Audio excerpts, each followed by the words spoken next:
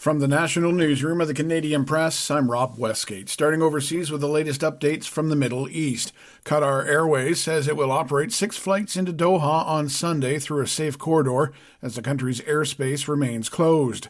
The state-owned airline says the flights will come from 5 European cities as well as Bangkok.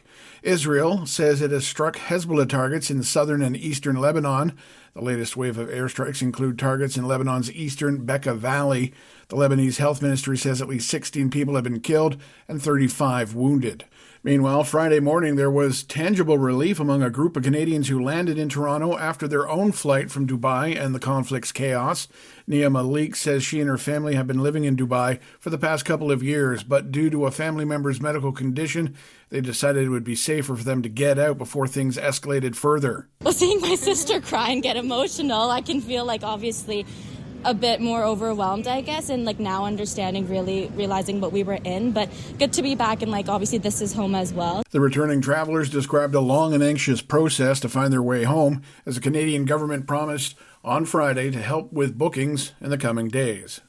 As for the conflict itself, intense Iranian fire targeted the Gulf Arab states early Saturday as Israel and the United States kept up their airstrikes targeting the Islamic Republic. Experts are warning there's no foreseeable end to the fighting, as U.S. President Donald Trump's administration has approved a new $151 million arms sale to Israel.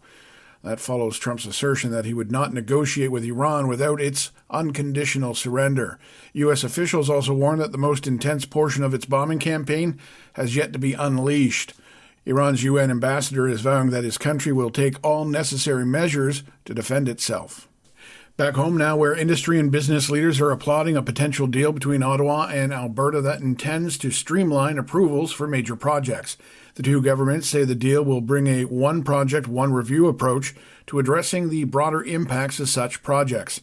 That includes concerns such as the environment. The president of the Canadian Association of Petroleum Producers says the move is critical to securing investment. In contrast, the head of the Calgary Chamber of Commerce says the deal is a sign that Alberta is making headway with the feds. I love that you're here, but I don't need you to check on me. I just want to help. And finally, Steve Carell has a new HBO comedy that digs into the awkward push and pull between dads and adult daughters.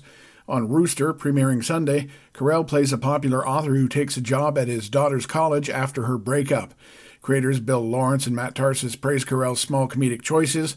The cast adds a new comedic turn as well for Danielle Deadwyler and includes players from some of Lawrence's other projects like John C. McGinley of Scrubs and Phil Dunster of Ted Lasso. This is the Canadian Press. In sports, starting off in the NHL, the Vancouver Canucks doubled up on the Chicago Blackhawks 6-3. It was an opposite outcome for the Edmonton Oilers, who lost 6-3 to the Carolina Hurricanes. The Montreal Canadiens, meantime, took their contest with the Anaheim Ducks to a shootout, ultimately losing 6-5. Elsewhere, the Panthers, Avalanche, Blues, and Wild all finding the win column. As for the league's trade deadline, only one really major trade of note to tell you about. That'd be the Flames sending Nazem Kadri back to the Colorado Avalanche. Brad Gushue of Newfoundland and Labrador and Team Canada's Brad Jacobs bounced back from losses Friday morning to advance to the Final Four, posting victories later in the evening at the Montana's Brier in St. John's. And finally, Felix Auger-Aliassime of Montreal is moving on at the Indian Wells Masters Tournament after defeating wildcard Gaël Monfils of France 6-7, 6-3, 6-4.